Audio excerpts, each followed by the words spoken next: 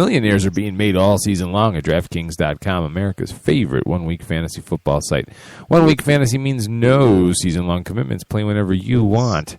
Got a player who's hurt? No problem. Injuries won't derail your shot at victory because it's like a new season every week. So you're never stuck with the same players. Pick your team in minutes, and you could be on your way to winning huge cash. This season, one listener turned $10 into $5,000. Another turned $2 into $10,000. And a new millionaire has been crowned nearly every week this season at DraftKings.com. You could be next. Imagine winning $1 million in one day just playing fantasy football at DraftKings. Head to DraftKings.com now and use promo code Spreaker to play free in the $10 million Fantasy Football World Championships. DraftKings.com. Bigger events, bigger winnings, bigger millionaires. Enter Spreaker now at DraftKings.com. DraftKings.com. That's DraftKings.com. Who the hell can wait till morning? Talk now at LateNightSportsRadio.com.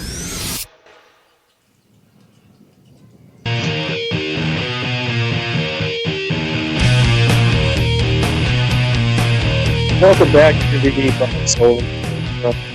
Radio.com. The second hour, I am being joined by Keith Grieve of 87sportsfan.com. Keith, has anyone told you how great your sexy voice is on the radio? No, and I think there's a reason. There's a reason for that. What's the reason? It's not sexy, or? There's a reason no one's told me, because it's just not true. Oh. Well, I think it's kind of sexy. I mean, it gets me going whenever I listen to you do those reads. I am so weirded out right now, I don't even know where to begin. Would it be even weirder if Ronan said it? I almost expect it from him. I've only, quote unquote, met him, talked to him once on this thing, and but I would come to expect it. Yeah. He's a troubled child. Yeah, but we love him so, Yeah, he's like that. He's that relative that you have to love because he's your relative. You know who he is? He's the neighborhood kid that whose parents nobody else in the neighborhood likes, but the other parents let him come over and play because they feel bad for him. Yeah, yeah, like they just like his parents. You want to stay for dinner, honey? You can. That's okay. I'm sure your dad's half in the bag by now.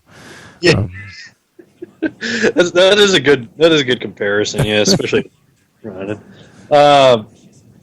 Looking at by the way, have you dabbled into Amazon Prime at all? Oh yeah, I am a member. Are you a fan of it? Because I was looking at their listings the other day. It looks pretty. I mean, it's not Netflix, but it doesn't look too bad. I mean, they got Workaholics 24s on there now. Is it better, worse than Netflix? Where do you stand on Amazon Prime? I think every service has something about it. Like Crackle is supposedly like the only service with Seinfeld on it right now. Yeah. So there's that. Netflix has Netflix originals like House of Cards, the Killing I was really into. That was a good. Orange is the New Black. I mean, those are the things that are only Netflix. And then Amazon has, a different like sort of niche, like Boardwalk Empire. I don't subscribe to HBO, so I never watched any of those shows. So I am plowing through those episodes right now on Amazon Prime. So it all depends on how much time you got on your hands, really. Yeah, well, yeah, I could find time. But looking at, you brought up the Killing.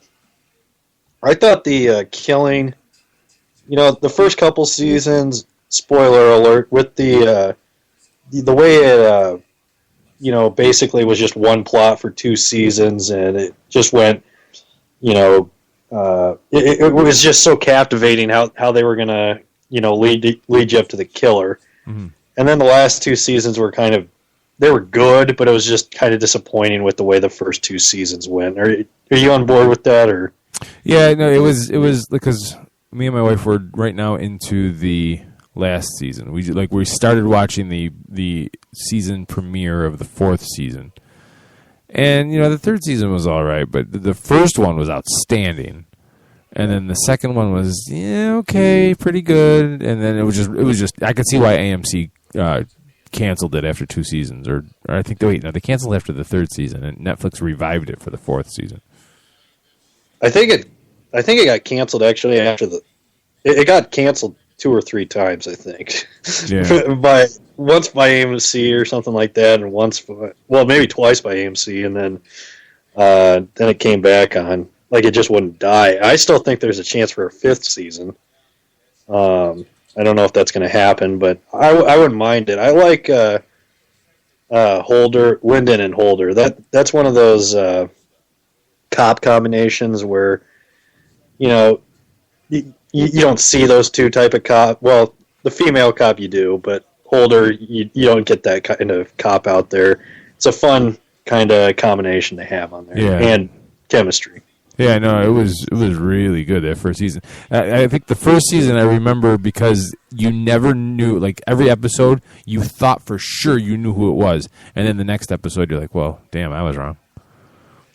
Yeah, and it was weird. The guy who, they had the woman, like those chicks that the mayor-elect was having affairs with. Yeah. And then you just, like, every episode, you thought you knew who it was, and then the guy who you least expect at the end is the guy who ended up doing it after season 2. And you're going to like the series finale. The way it ends is pretty good. And who was the one person you like at the beginning of the season? Who did you think it was? Well, I kind of thought it was going to be the father. I literally went all over the board. It's like whoever was a new character, that was the guy I thought was supposedly did it.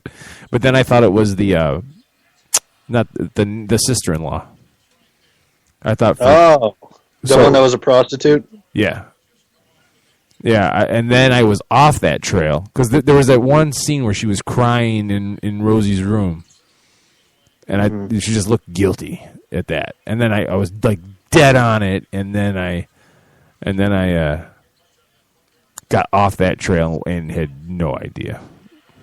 There was no better show at being. I mean, I guess since it was based in Seattle, it was just such a dark, decrepit show that. Every scene, there's rain, and it's just a depressing show, depressing plots. I just really liked the layout of the show, and felt like, I don't think it's as appreciated as it should be. It has its flaws, but I don't think people gave it enough of a shot. Oh, I agree. The only thing that bothered me most was she always wore nothing but sweaters. Oh yeah, Lyndon. Yeah. She needed to let those things breathe. Yeah, she was always bundled up and stuff. It was no good. I was not a fan of that either. And they kind of made her look kind of homely. I didn't feel like they made her as hot as she could be. Yeah, I would agree with that. Which probably made for a more realistic show because you don't need, a 10 being a cop. No, it doesn't work that way. No, never does. No, it's always... It leads you to say, well, she's hot for a cop. So it makes it more realistic. Because then every guy in the audience would be like, "Oh, why can't she pull me over?" Yeah, exactly. Yeah, I'd get pulled over by her. I'd get pulled over by her. I could get out of a ticket with her. Yeah. I wonder if that's ever happened. They always talk about how there's chicks that get out of tickets because they're hot. I kind of assume that female cops aren't very superficial, and if they pull over quote unquote hot guy, if that hot guy ever gets out of a ticket. No, only in porn. It only happens in porn. I would agree with that. Yeah, I've seen a couple of those scenes where they've gotten out of tickets. That is such a guy fantasy. It only happens in porn. Yeah, they're 90% of. I don't think I've ever seen anything in porn where you could tell that a woman directed it, mainly because women never direct it. Now you want to talk about women's lib, ladies, that's where you need to push next. Let's get some women directors in the adult film industry. Maybe, yeah, that's the next thing. I mean, maybe they do. No, I mean, 'cause you know what they would need happen? some crossover people. If women started directing porn, they'd all turn into Lifetime movies. Oh, maybe that is women's porn. I think, you know what? Now that you say that, it really is. Yeah, well, actually, that could be a good theory. Is all the porn that has like a woman? How do you say? Okay, like when a guy's cheating on his wife with her best friend, that has to be a woman, not directing it, but the storyline has to be from a woman, right? Yeah, I would think so. So, okay, let's get off the porn trail. Yeah, it leads to a dark, dark road, and and we. Bob. Yeah. You ready for this? Yes. Uh-oh. We have a caller. We have a caller from the 254 area code. Can you give your first name and the city you're in? Yes. Nope, I did not get that. You're not. Yeah. State your name, sir. My name is Warrior, the Warrior, calling from Central Texas. Hey, Warrior, how are we doing? Hey, the Warrior is fine, and thanks you for asking. A little bit nervous, never had the opportunity to be on such a big show. Saw the information there on Twitter. I wanted to go ahead and listen to the show. I was having problems pulling it up, so I just wanted to call in. I thought I'd get to listen a little bit, kind of catch the topic, and then weigh in. Oh, well, you picked the wrong time because we were just talking about women directing porn. Yeah. Oh, okay. So, I'm sorry, then I have got the wrong show. I'm sure you watch your fair share of that kind of activity, Warrior. No, I lived it. Oh, You've lived it. Oh, yeah. I mean, Wilt Chamberlain set records that I will never break. That'd be a good segue into the NBA. Now, the Warrior is ironically, or not ironically, a Warriors fan. A Warriors fan, A's fan, 49ers fan, Bay Area fan, Sonny Gray fan, or as I like to say, Cy Gray fan. But a huge basketball fan of the Golden State Warriors, have been since back in the day of before Rick Barry had come back. Oh, all right. So you like granny style shooting then? Oh, you know what? I like the way they play. I like the way they move the ball. There's no selfishness on that team. You can look at the guys who ever got the hot hand they're going to go with. You look at the bench. You look at guys in the rotation. Everybody's buying in. You've had some injuries with Bogut. He came back and played 5 minutes last night. David Lee still acclimating himself into the system. Let us not forget, 2 years ago, he was an all-star.